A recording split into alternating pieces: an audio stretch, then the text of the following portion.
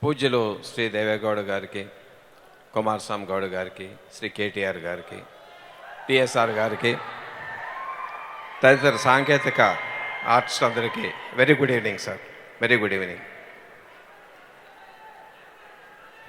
కిందటి సంవత్సరం కుమారస్వామి గారు నన్ను కథరాయమని బెంగళూరు పిలిచారు.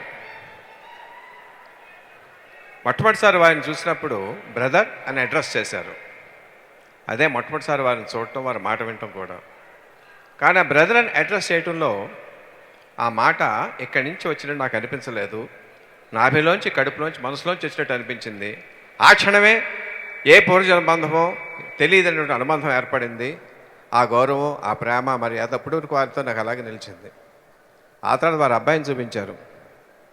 నిఖిల్ గౌడ అబ్బాయి మీద కథ రాయండి అని చెప్పాను. సరే చూశాను. ముందు మామూలుగానే కనిపించాడు. ఆ తర్వాత అబ్బాయి ఒక వీడియో చూపించారు నాకు. ఆ చూడగానే నాకు అనిపించింది ఒక వజ్రం, ఒక ముడి వజ్రం. ఆ అబ్బాయి సానబెడితే అద్భుతంగా ప్రకాశిస్తాడు. ఆ క్షణమే అన్నాను, సార్ మీరు నిశ్చింతగా ఉండండి సార్, అద్భుతాన్ని కథిస్తాను, సూపర్ హీరో అవుతాడని చెప్పాను. మనం సామెత వింటాం, person ball with golden spoon అని చెప్పాను. అది గోల్డెన్ స్పూన్ కాదు, ఇంకా డైమండ్ కన్నా పెద్దది ఉంటే అటువంటి కుటుంబంలో పుట్టాడు అబ్బాయి. కానీ నా కంటితో నేను చూశాను. నేను ఒక కొత్త కుర్రాడు వస్తే సినిమాలో ఛాన్స్ కోసం ఎలా కష్టపడతాడో, పగలు రాత్రి అహర్నిశం అలా కష్టపడి తనేంటో తను నిరూపించుకోవాలని చెప్పినటువంటి తపన చూశాను. మీరు చూడలేదు సార్, నేను ఆ సినిమా చూశాను, ఆ శాంతం చూశాను. అద్భుతంగా ఉంది సినిమా, అద్భుతంగా చేశాడు.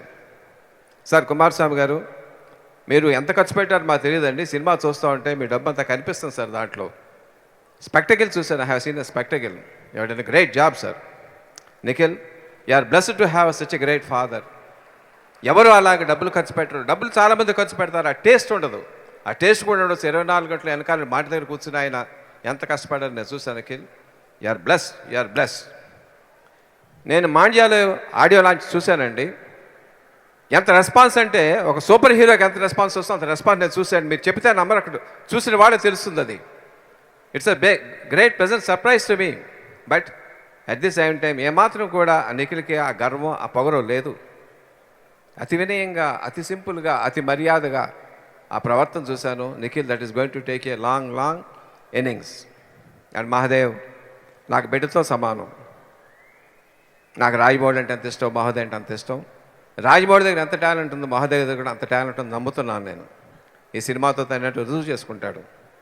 ఇప్పుడు నేను లాంచ్ అయిపోయేది సాంగ్ కాదు, నిఖిల్ మహాదేవ్ తాలూకు కెరీర్ లాంచ్ అయిపోతున్నాను. ఆ జాగ్వర్ ఎలా పరిగెడుతుంది విన్నింగ్ పోస్ట్కి, they are going to hit the